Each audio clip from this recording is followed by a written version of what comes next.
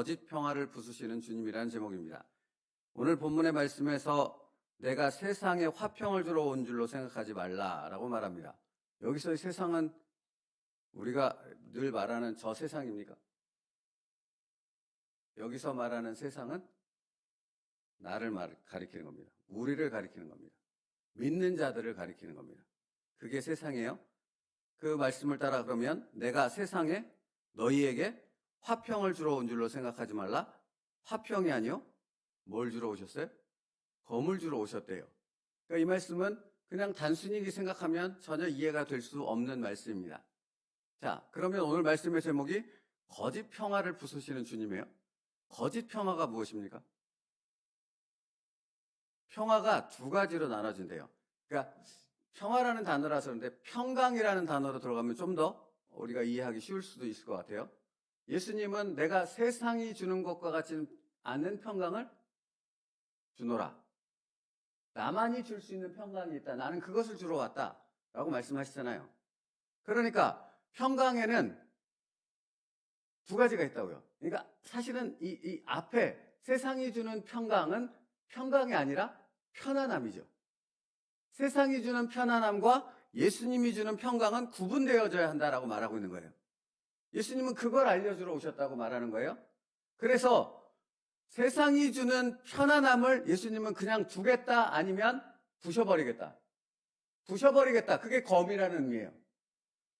우리는 이 세상이 주는 편안함 속에 살아가면 무엇을 얻지 못해요? 무엇을 누리지 못해요?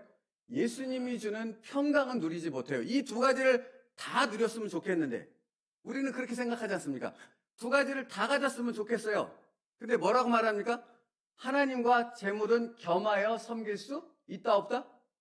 없다. 없다. 명확하죠? 그러니까 세상이 주는 편안함을 쫓는다면 당신이 하나님이 주신 예수 그리스도로 말미암아 얻게 되는 평강은 절대 맛볼 수 없다.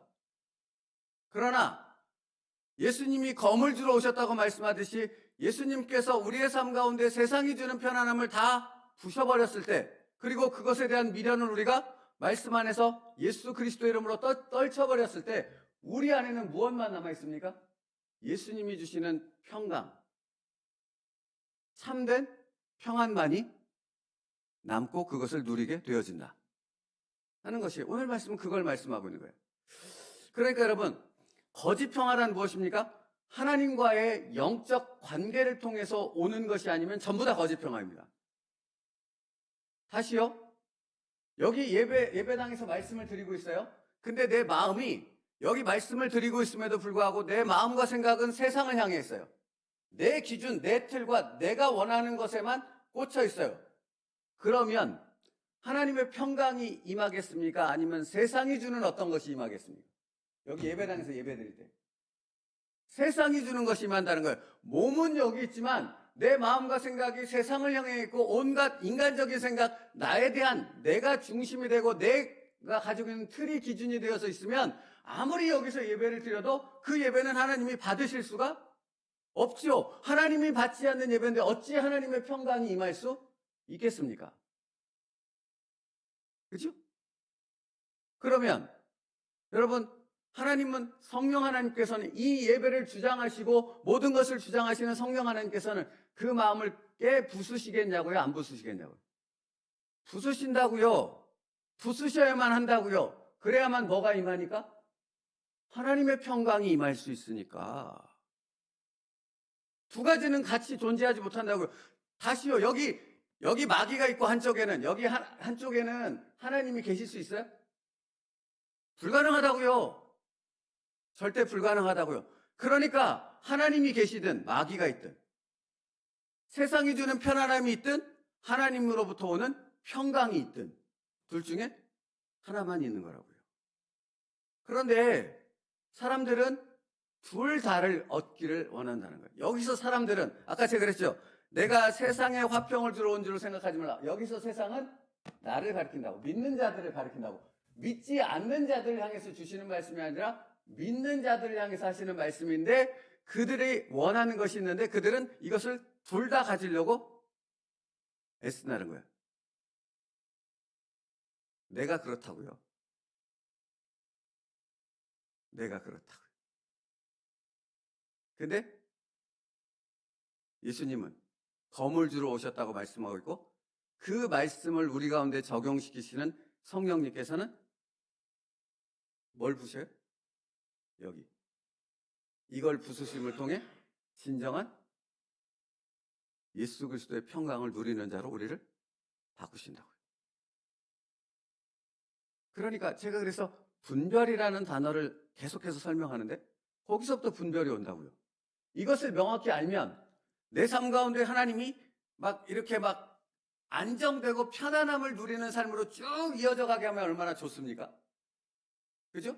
돈도 안정이 되고 건강도 안정이 되고 자녀들도 잘 되고 모든 것이 다 형통하고 세상적으로 말하는 그 형통. 그런 것들로 계속 이어지게 하면 얼마나 좋아요. 내가 예수 그리스도를 믿고 구원받았는데. 근데 그런 삶을 하나님은 우리에게 주시지 않아요. 주실 수 없어요. 우리가 이번 주에 묵상했단 말이에요. 하나님은 그것을 주실 수 없어요. 왜? 내가 여전히 세상 가운데 세상이 주는 편안함을 추구하는 나도 모르게 그리로 끌려가게 되어지는 그런 옛 습관들이 이렇게 돋아 올라오기 때문에 그렇습니다. 그걸 허용할 수 없기 때문에 그렇다고요.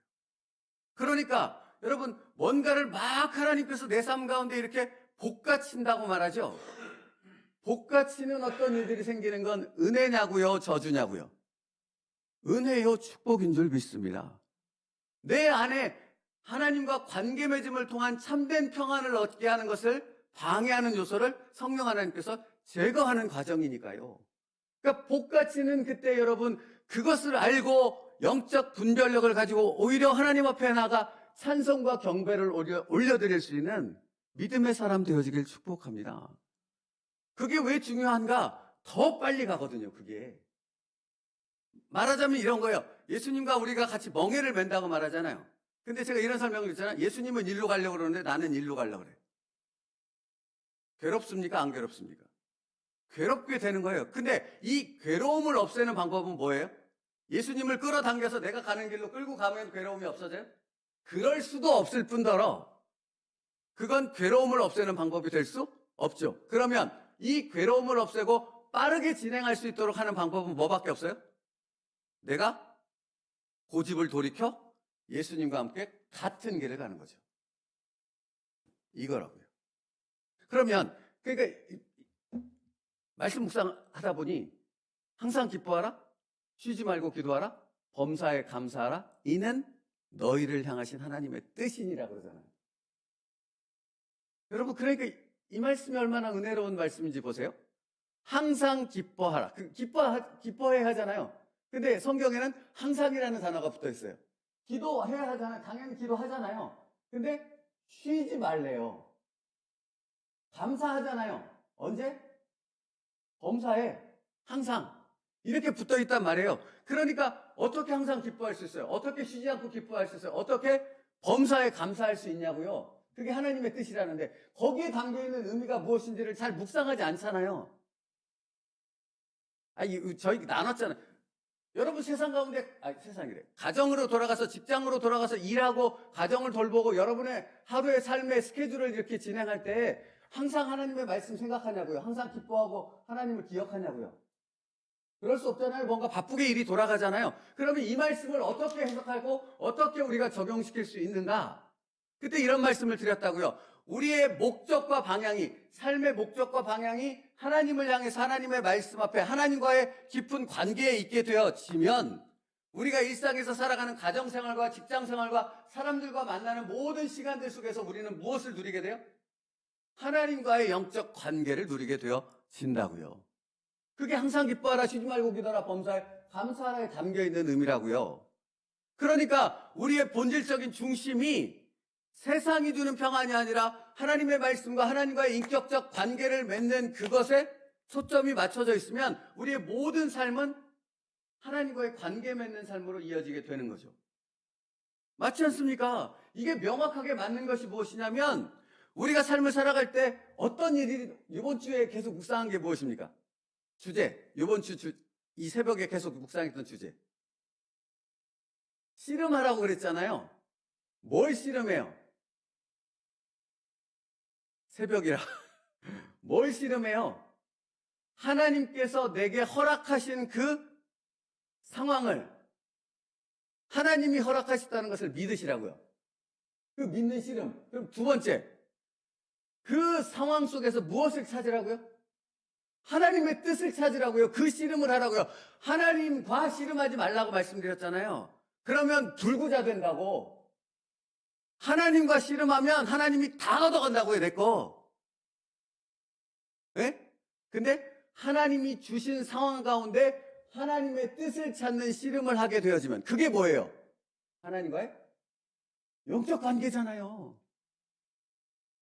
그것을 통해서 우리는 뭐를 얻게 된다고요? 하나님으로부터 오는 참된 평안을, 예수 그리스도의 평강을 얻게 되어진다고요.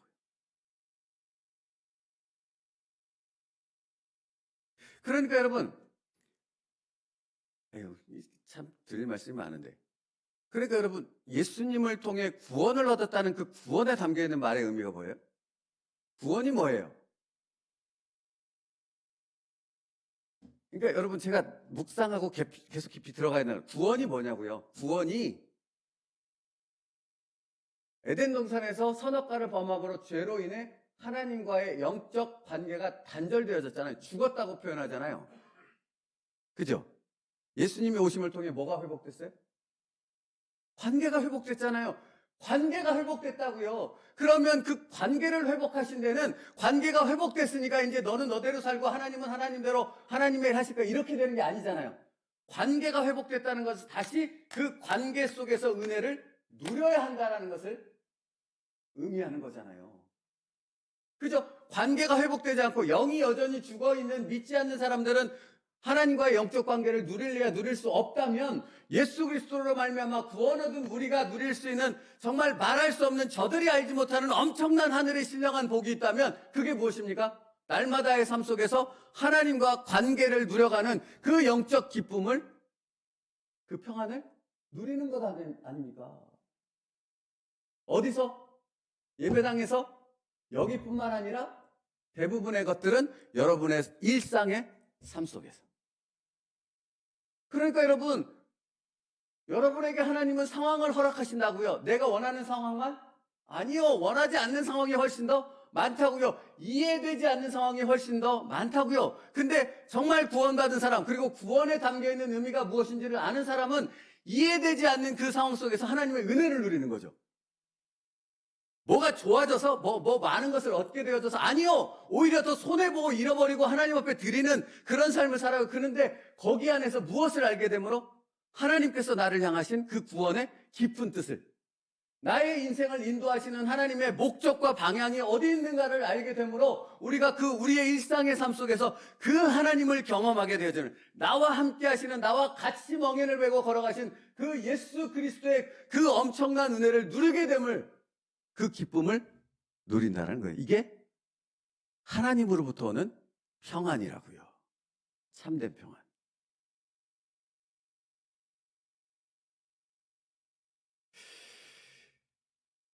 그러니까 여러분, 어제 우리가 읽었던 에베소서 1장의 말씀은 너무 중요하다고 제가 말씀드렸잖아요. 거기서 이런 표현이 있어요. 어떻게 시작했었냐면, 내가 기도할 때 기억하며 너희로 말미암아 감사하기를 그치지 아니하고, 이렇게 읽었어요. 시작했어요. 바울의 기도가, 초대교회 성도들 향한 기도가. 그 다음에 뭐라고 이어집니까?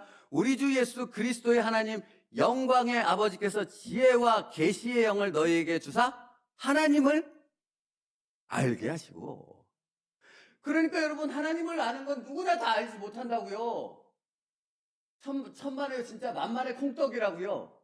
믿지 않는 사람들은 절대 하나님을 알래야 알 수가 없습니다. 하나님을 알 수 있는 자들은 어떤 자들입니까? 하나님이 그 영을 살리신 자들입니다. 하나님께서 그 계시의 말씀을 깨닫게 하시는 자들만이 하나님을 알아갈 수 있고 일상의 삶에서 그 하나님과 영적 교제를 누리는 놀라운 은혜를 누릴 수 있다고요. 그게 누구라고요? 예수 그리스도의 피로 구원받은 나라고요.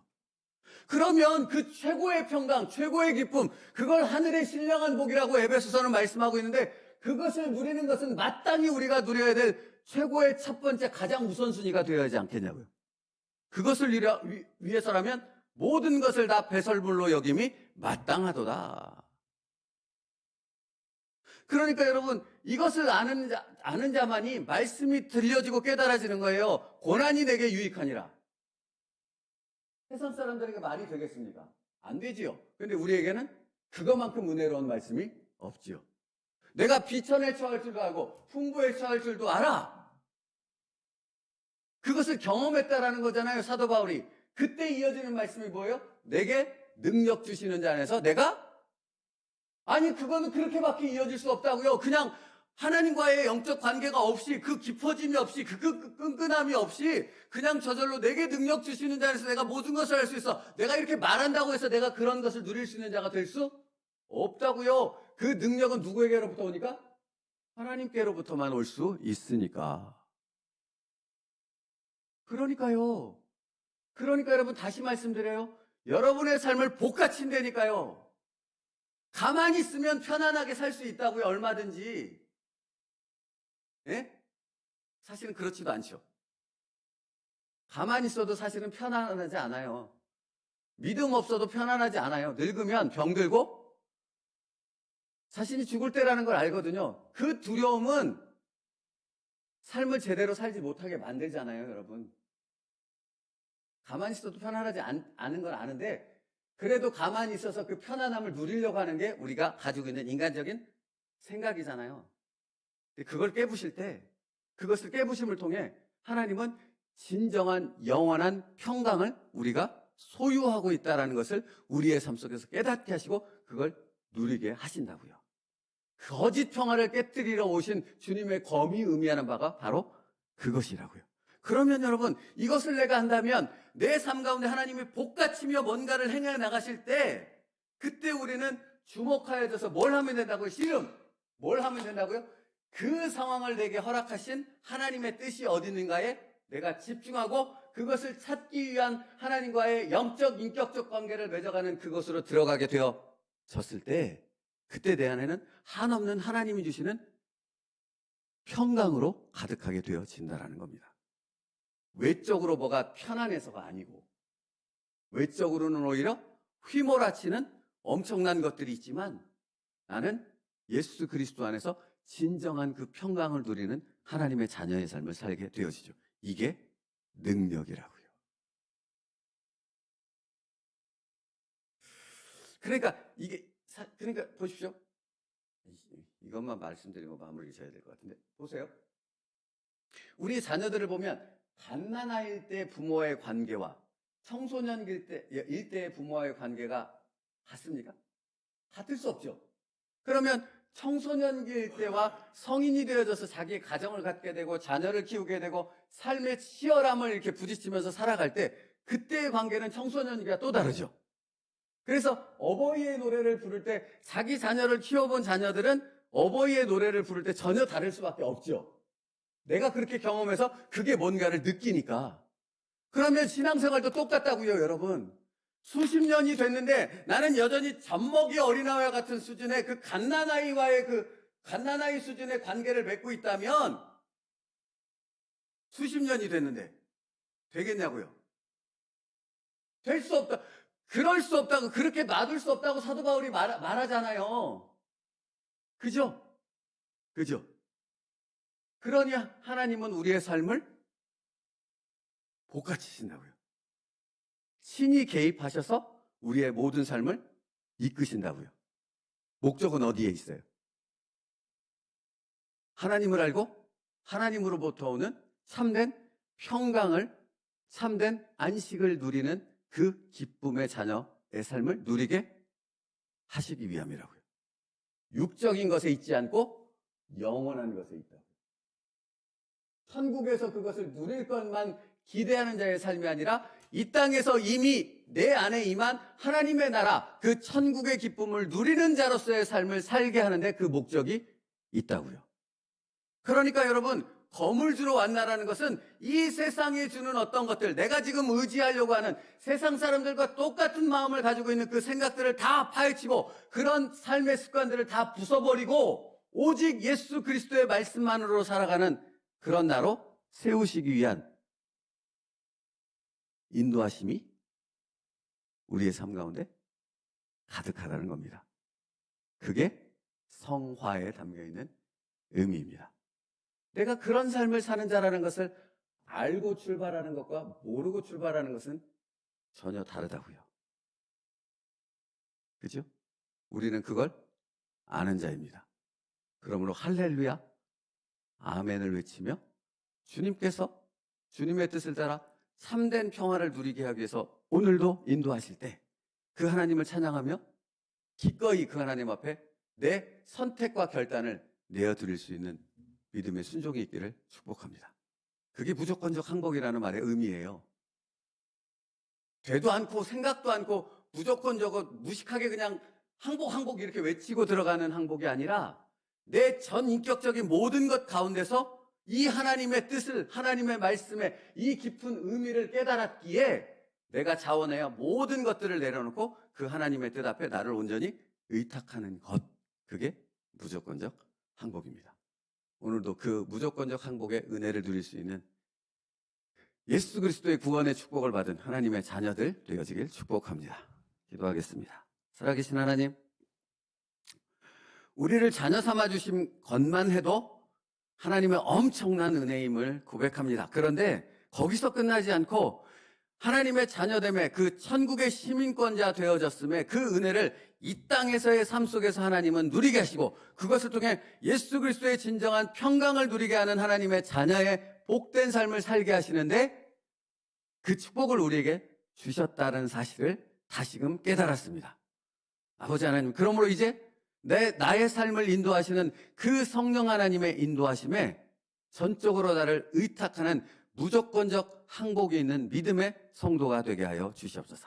그래서 정말로 예수님만이, 하나님만이 주실 수 있는 그 평안이 무엇인가를 내가 누리고 그 평안이 이 세상의 어떤 것과도 비교할 수 없다라는 것을 알기에 나의 사랑하는 이들에게, 하나님께서 나에게 붙여주신 이들에게 그 평안을 전할 수 있는 축복의 통로가 되게 하여 주시옵소서.